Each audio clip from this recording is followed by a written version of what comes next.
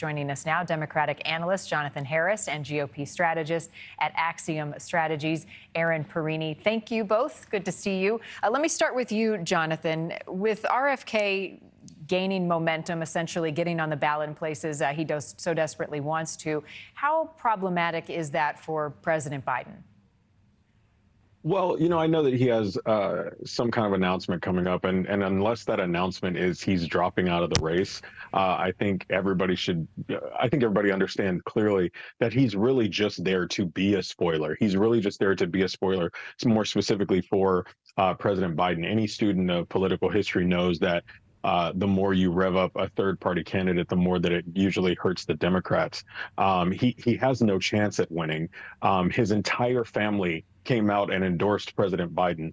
And it can be damaging to President Biden's reelection campaign. I think there was a story out of The Hill, a new poll from The Hill that talked about how Kennedy and Biden and Trump would compete against each other. And if you peeled away even a fraction of the support from Kennedy and gave that to Biden, he would defeat Trump. And obviously polls are purely hypothetical and some of them national, but I mean, it really spells out very clearly that it's his entire campaign's purpose kind of obviously is to just peel away support from President Biden. And like I said, when President Biden kind of coordinated that endorsement from the Kennedy family, I think he's aware of the threat that this poses to him. And I hope that they keep drilling down on that, because it could be devastating to Biden's reelection campaign. Trump feels otherwise, and this is interesting, Erin. He's taken several jabs at RFK Jr. recently, calling him a Democrat plant, saying that he's only in the race to help Biden secure re-election.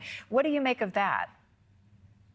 I think if you look at polling overall at this point, you look at 5 polls, it shows that RFK Jr. is pulling from Biden. If you look at 5 other polls, you're going to see that he's pulling from Trump. The Trump team is probably seeing something internally in their polling, I would suspect, that indicates that there's somewhere that RFK could pull support from Trump. And that's usually when you see Donald Trump change tactics and start to go on the attack, is if there's room or vulnerability to do so. Taking out an opponent and making sure it's very clear that Trump supporters, Trump voters, those who could vote for Donald Trump should not vote for RFK is a tried and true tactic of the Trump team.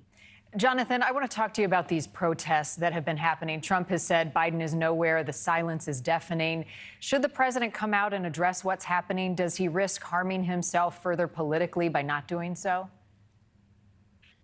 It's so rich for Trump to say that, considering how Trump was handling the protests during his administration and how his handling of that was part of why he was fired by the American people during that election year. I mean, he's probably the last person who should be giving anyone advice on how to handle protests and social uprisings.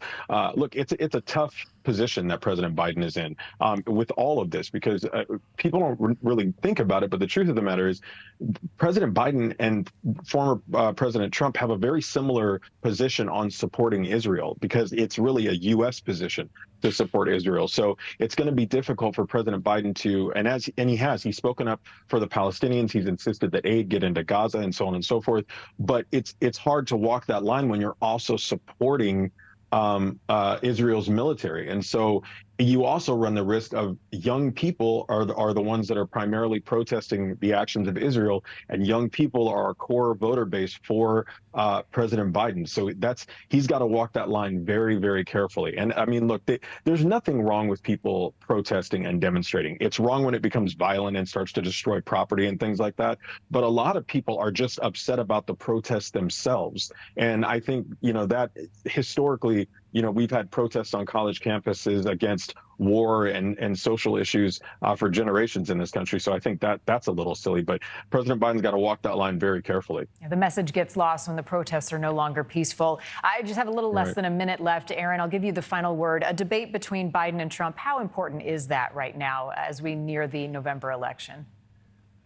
It's always important for people to be able to see the contrast and to see the two candidates on stage. But ultimately, it doesn't necessarily sway voters. And because the Independent Debate Commission has indicated they are not moving debates up, Voting will have already started in a number of states when it comes to the November election. So the opportunity to even sway persuadable voters becomes less and less. And that's why the Trump team continues to make the case that they want the debates before voting begins. It's good to see the contrast. It generally doesn't upend an election, but it can certainly be damaging if you put a bad clip out there. So it's critical to show the contrast, but because voting will already be underway, it's less of an audience for persuadable voters. And will RFK Jr. be able to make it on that debate stage if it happens? We shall see. Jonathan Harris, Erin Perrine, thank you both.